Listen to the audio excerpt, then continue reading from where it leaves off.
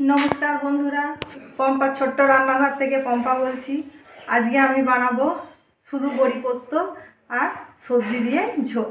তোমরা দেখতে থাকো। কড়াটা আমার গরম হয়ে গেছে। কড়াতে আমি 2 চামচ সরষের তেল দেব। তেলটা হয়ে গেলে আমি বড়িগুলো ভেজে নেব। তেলটা আমার হয়ে গেছে, বড়িগুলো তেলের মধ্যে দিয়ে দিলাম। এবার লাল লাল করে ভেজে আমি তোমাদের দেখাচ্ছি। দেখো বড়িগুলো লাল লাল করে ভাজা হয়ে গেছে। বেশি লাল করব না, তেতো লাগবে। এতে আমি পরিমাণ মতো নুন দিয়ে দিলাম, দিয়ে জল ঢেলে দেব। এতে আমি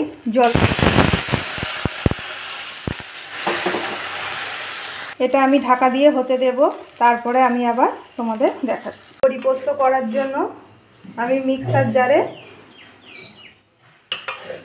3 চামচ পোস্ত দিয়ে দেবো। এটা ভর্তি ভর্তি হয়নি বলে আমি আর একটু দিচ্ছি। এটা প্রথমে গুঁড়িয়ে নেব, তারপরে আমি জল দিয়ে লঙ্কা দিয়ে বাটবো। পোস্তটা এইভাবে গুঁড়িয়ে নিয়েছি। এবার এতে জল আর এতে দুটো লঙ্কা দিলাম আর পরিমাণ মতো জল দিলাম। এটা আমি 10 মিনিট ভিজিয়ে রাখবো, তারপরে বাটলে সুন্দর বাটা হবে। বড়িগুলো আমার সেদ্ধ হয়ে গেছে। এতে আমি যে পোস্তটা বেটে রেখেছি, পোস্তটা এতে আমি ঢেলে দেব। আর এটা কোটোটা ধুয়ে আমি আরেকটু জল এতে দেব। পোস্ত দিয়ে বেশি ফোটাবো না, একটু ঝোল ঝোল রাখবো। বড়িটা ঝোলটা টানবে। এতে 1 চামচ সরষের তেল দিয়ে আমি বন্ধ করে দেব।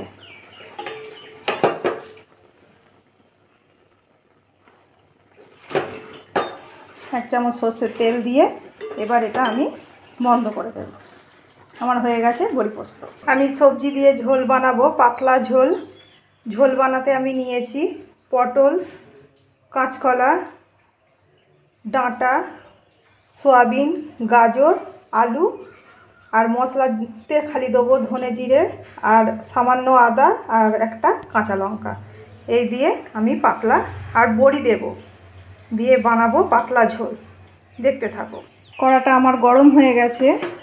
এতে আমি খুবই সামান্য তেল দেব। 1 চামচ তেল দিলাম। এতে আমি বড়িগুলো ভেজে নেব।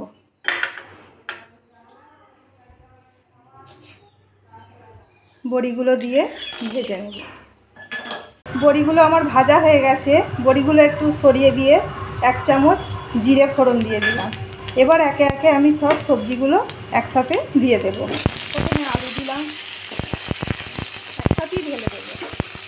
সব একসাথে আমি দিয়ে দিলাম। দিয়ে এগুলো ভালো করে নেড়ে নিয়ে মশলা দিয়ে কষিয়ে আমি সেদ্ধ করতে দেবো। ঝোলের মশলাটা করার জন্য এতে একটা কাঁচা লঙ্কা দিলাম, সামান্য আদা দিলাম, জল দিলাম পরিমাণ মতো। মশলাটাতে আমি জিরে গুঁড়ো দিয়ে দিলাম আর 1 চামচ ধনে গুঁড়ো দিয়ে দিলাম। একসাথে ভালোভাবে মিশে যাবে।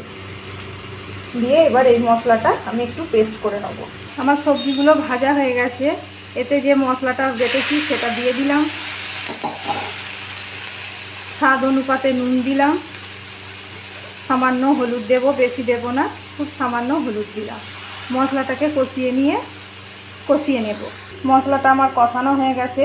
এটা আমি এই কুকারের মধ্যে দিয়ে দেবো তাড়াতাড়ি হওয়ার জন্য। কুকার থেকে ঝোলটা আমি ঢেলে দিয়েছি।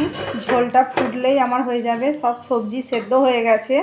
ঝোলটা ফুটলেই আমার এই পাতলা ঝোল হয়ে গেছে। ঝোলটা আমার হয়ে গেছে। এবার ঝোলটা আমি নামিয়ে দেব। আজকের বড়ি পোস্ত আর সবজি দিয়ে ঝোল যদি আপনাদের ভালো লেগে থাকে অবশ্যই কমেন্টে আমাকে জানাবেন।